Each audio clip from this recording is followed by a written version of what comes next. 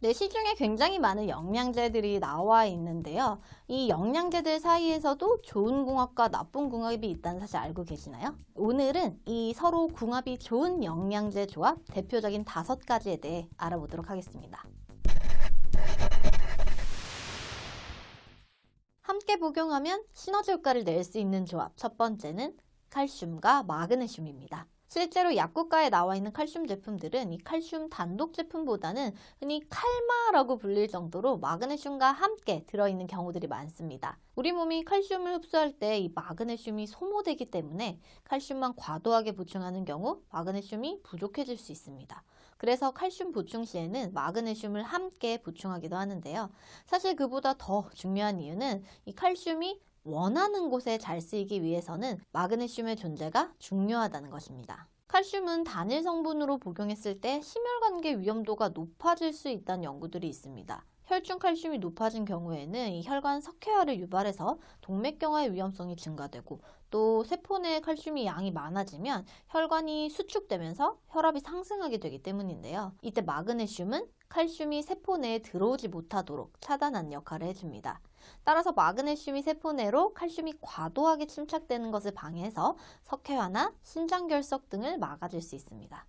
이 혈관 석회화와 마찬가지로 어깨에 연결된 인대 속에 칼슘이 침착돼서 격한 통증이 생기는 석회성 건염 등 역시도 마그네슘과 함께 복용하는 경우 도움이 될 수 있습니다. 함께 복용하면 좋은 두 번째는 바로 칼슘과 비타민 D입니다. 이 칼슘은 마그네슘뿐만이 아니라 비타민 D와 조합이 되어 있거나 칼마디, 칼슘, 마그네슘, 비타민 D 이렇게 셋 다 함께하는 조합으로 들어가 있기도 합니다. 칼슘과 비타민 D의 경우에는 어디서는 함께 복용하면 좋다고 말하기도 하고 또 함께 복용하면 안 된다고 말하기도 하는데요. 무엇이 맞는 말일까요? 정답은 둘 다 맞다입니다. 이 구체적으로 말씀을 드리자면 비타민 D는 칼슘이 장에서 잘 흡수될 수 있도록 도와주고 신장에서 재흡수될 수 있도록 해서 결과적으로 칼슘의 체내 흡수를 도와줍니다. 실제로 비타민 D가 부족한 경우에는 이 칼슘 보충제를 섭취하더라도 칼슘이 제대로 흡수되지 못하게 됩니다. 그래서 골다공증이나 골밀도 감소 등으로 칼슘이 부족한 경우에 병원에서 처방을 해주는 그 칼슘제들은 대부분 칼슘과 비타민 D 복합제가 많고 앞서 언급한 것처럼 뼈 건강을 위해서 복용하는 칼슘 영양제들 역시도 비타민 D와 함께 들어있는 경우가 많은 것이 이러한 이유입니다. 이런 점에서 보면 이 칼슘과 비타민 D는 서로 궁합이 좋은 관계처럼 보이지만 우리 과유불급이라는 말이 있듯이 비타민 D를 과도하게 복용한 경우 이 과다증으로 장에서 칼슘의 흡수가 증가되고 뼈에서는 칼슘이 빠져나와서 이 혈중 칼슘이 과도하게 증가되는 고칼슘 혈증이 생길 수 있습니다.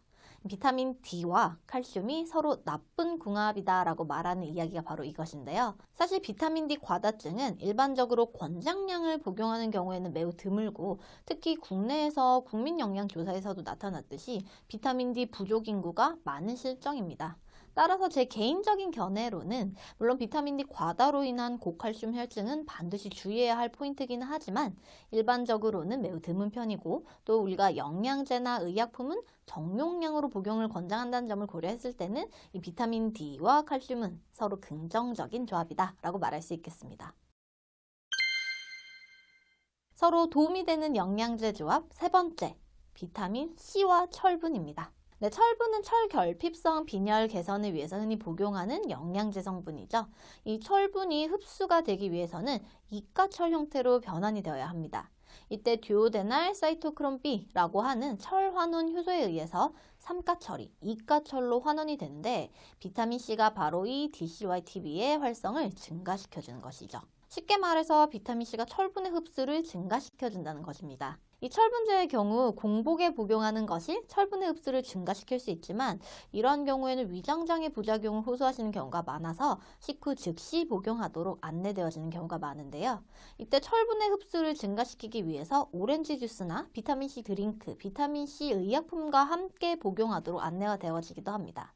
서로 도움이 되는 영양제 조합 네 번째는 비타민C와 마그네슘, 비타민C와 피리독신입니다. 이 마그네슘과 피리독신은 비타민C 고함량요법인 메가도즈 영양요법을 할 때 많이 이야기가 나옵니다. 그 이유는 비타민 C를 하루 1000mg 이상 복용하는 경우에 신장 결석이 생성될 가능성이 2배 정도 증가한다고 알려져 있는데요.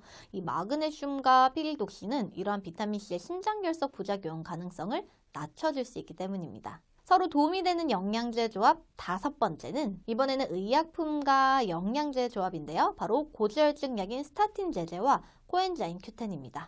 이 경우는 앞서 소개한 조합과는 조금 차이가 있습니다. 스타틴 제제는 이상지질혈증 치료제로 사용이 되고 있는데요. 하지만 이 콜레스테롤 합성을 저해하는 스타틴의 양리학적 기전상 어쩔 수 없이 이 코엔자임 Q10의 합성이 함께 억제가 되게 됩니다. 그래서 이 스타틴을 복용하는 사람에게는 코엔자임 Q10의 상대적인 부족이 생길 수 있다는 것이죠. 그런데 이 코엔자임 Q10은 심장 기능에 도움을 주고 동맥경화를 예방하는 효과가 있어서 심혈관계 건강에 매우 중요한 역할을 담당하고 있습니다. 심혈관 질환 치료제인 스타틴 복용이 오히려 심혈관계에 안 좋은 영향을 주게 되는 것입니다. 이러한 경우 스타틴은 분명한 목적을 가지고 복용하는 만큼 이 스타틴을 복용하지 말아야 하는 것이 아니라요. 스타틴 복용으로 부족해질 수 있는 코엔자임 Q10을 추가적으로 보충해 줄 필요가 있는 것이죠.